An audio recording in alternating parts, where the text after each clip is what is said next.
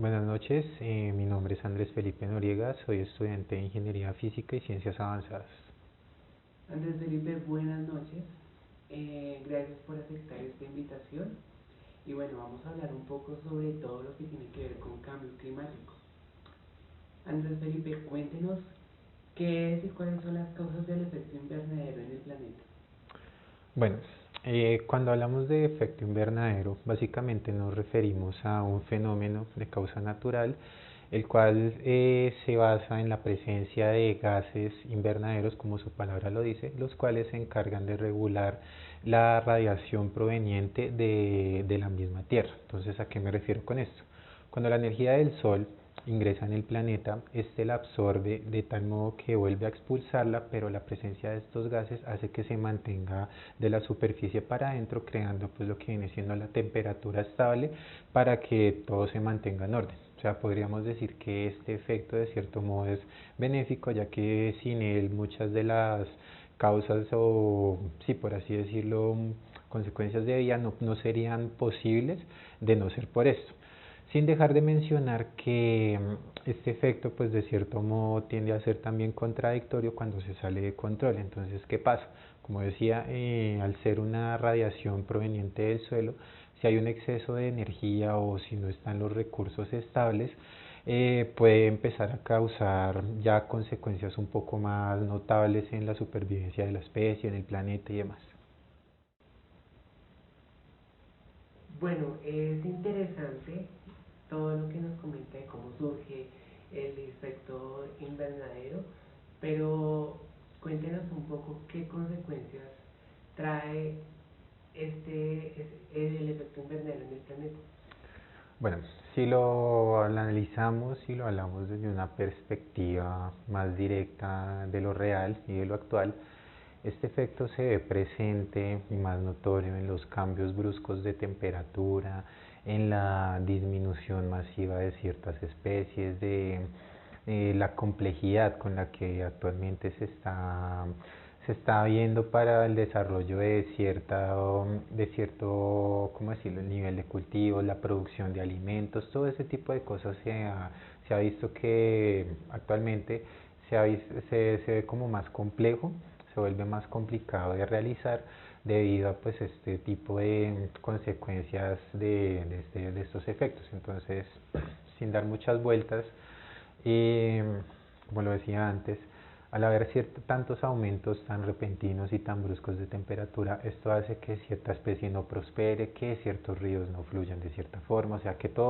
no funcione todo como lo hacía en épocas anteriores, cuando las condiciones de la Tierra no eran tan agresivas. ¿Sí me hago entender?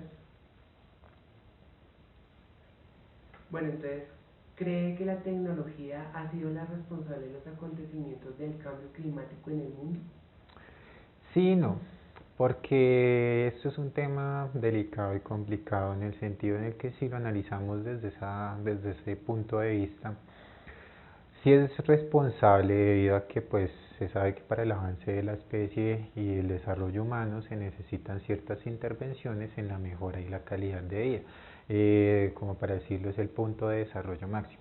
Pero entonces, ¿qué sucede? La alta presencia de industrias, la quema de fósiles para la creación de energías renovables y no renovables, esto es un factor bastante influyente en que si el cambio climático se vea muy afectado. Entonces, obviamente, si nos vamos a la parte en la que vemos la cantidad de empresas que ahorita dependen de electricidad, de muchas cosas, de muchos recursos del planeta, de la sobreexplotación de recursos, podemos decir que sí, que la tecnología es un gran causante, pero pues no es todo el problema principal. Hay muchas otras condiciones y muchas otras cosas que son como la consecuencia principal de que todo esto se vea así tan desbalanceado como lo está en este momento. Sabemos que la geoingeniería es el uso de tecnología para combatir el calentamiento global. Cuéntenos cuál es su punto de vista sobre esta alternativa.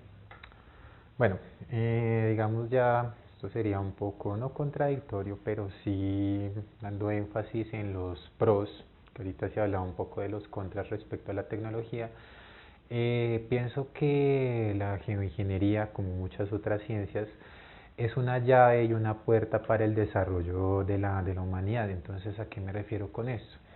Se sabe que cada tecnología, cada ingeniería, cada rama de la ciencia que se desarrolla y se explora es causa del intelecto humano. Entonces, ¿qué estamos viendo? Que asimismo como la naturaleza se manifiesta en sus fenómenos, asimismo el hombre se manifiesta a su forma para hacer, no contra esto, sino como para hacerle frente. Entonces, entendiendo al máximo cómo funciona la naturaleza, cómo funcionan sus fenómenos, cómo funcionan cada una de sus reacciones, eso hace que gracias a la tecnología nos permita como abrirnos un poco más en campos no inexplorados, pero sí incompletos para generar nuevas alternativas y nuevos métodos de que como sí de desarrollo para volver a generar una estabilidad en cuanto a pues todo lo que viene siendo las consecuencias de lo que se ha estado generando últimamente. Bueno, entonces para finalizar, ¿cómo podríamos ayudar a salvar o por lo menos a darle un respiro al planeta?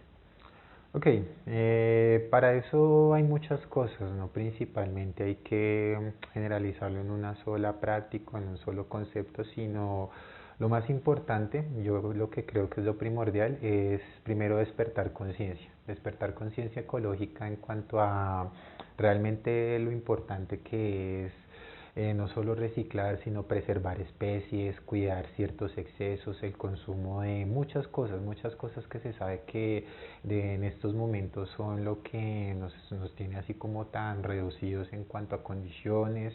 Se sabe que la sobrepoblación también es una causa muy compleja para este tipo de efectos y todo eso, por lo que pues obviamente entre más humanos, más recursos se consumen y más daño se le hace al planeta porque se le sobreexige más.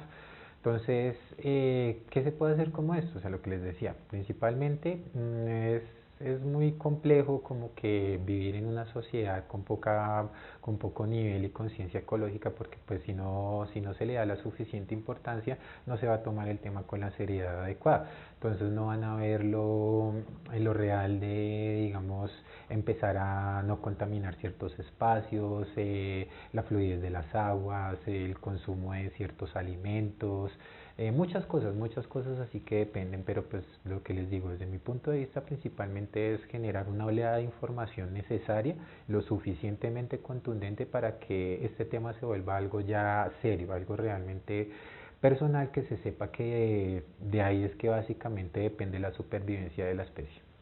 Bueno, Andrés Felipe, muchísimas gracias por haber aceptado esta invitación para nosotros los estudiantes de Comunicación Social y Periodismo de la Universidad Nacional Abierta de Vista. Muchas gracias a ustedes y hasta luego.